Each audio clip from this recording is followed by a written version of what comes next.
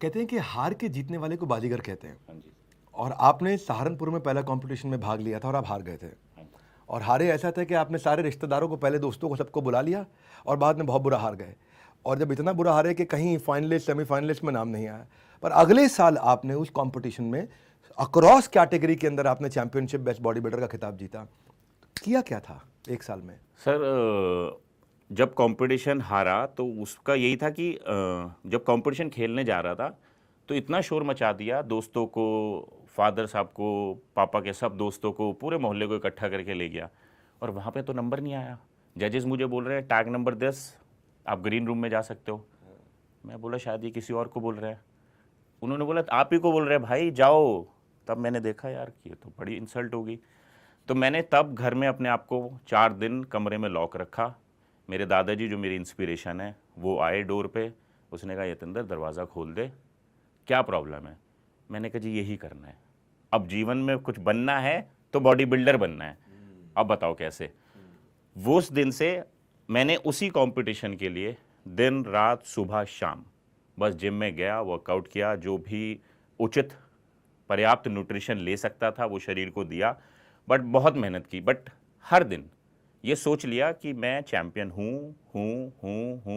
तो वो हूँ को इतना स्ट्राइक कर दिया माइंड में कि जब मैं अगली बार सेम कॉन्टेस्ट में खड़ा हुआ तो जजेस ने बोला आप पीछे खड़े हो जाओ।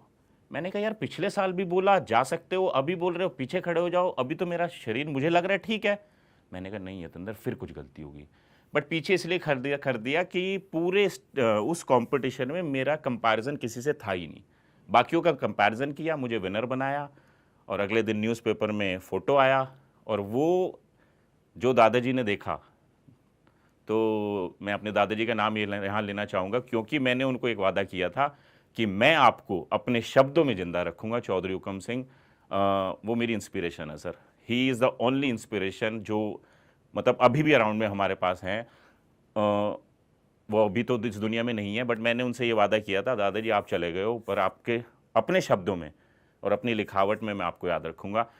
तो उनको वो फ़ोटो दिखाई और उन्होंने बस उसी दिन बोला कि अब कुछ अच्छा कर और मैं तेरे साथ हूँ। वाह वाह, what an emotional moment, fantastic fantastic. एक समय आपका स्पाइनल कॉर्ड का इंजरी हुआ था, आप 1.5 साल 18 महीने बिस्तर पे भी रहे थे और फिर भी आपने कहा कि मेरे अंदर एक जुनून है, जिंदा रहूँगा या बॉडी बिल्डिंग करूँगा ही करूँगा। और तब बाद में आप मिस्टर इंडिया बने, मिस्टर एशिया बने, मिस्टर वर्ल्ड बने। आज का यूथ वो भी जिम जाता है। हाँ जी, उसके बारे में बात करते हैं। वो रील बनाने के लिए जाता है, स्टाइल बनाने के लिए जाता है, बिल्कुल। वो लड़की पटाने के लिए जाता है, वो बुलेट चलाने के लिए जाता है।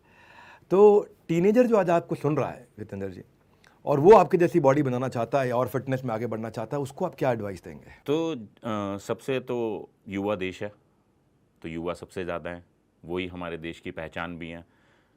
उनका मार्गदर्शन होना बहुत ज़्यादा ज़रूरी है और आप जैसे लोग उनका बहुत अच्छा मार्गदर्शन कर रहे हैं। मैं फ़िटनेस में मार्गदर्शन कर सकता हूँ।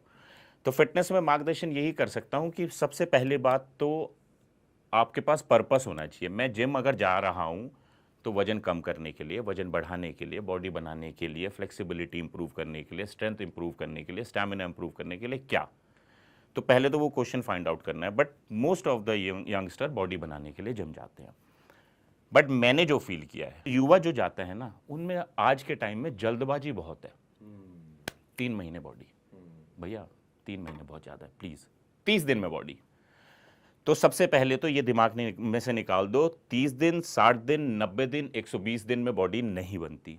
ठीक है, मेहनती आप सब हो, ठीक है, क्योंकि मैं जिम में देखता हूँ सब युवा बहुत मेहनत करते हैं और मैं उनकी मेहनत का कायल हूँ।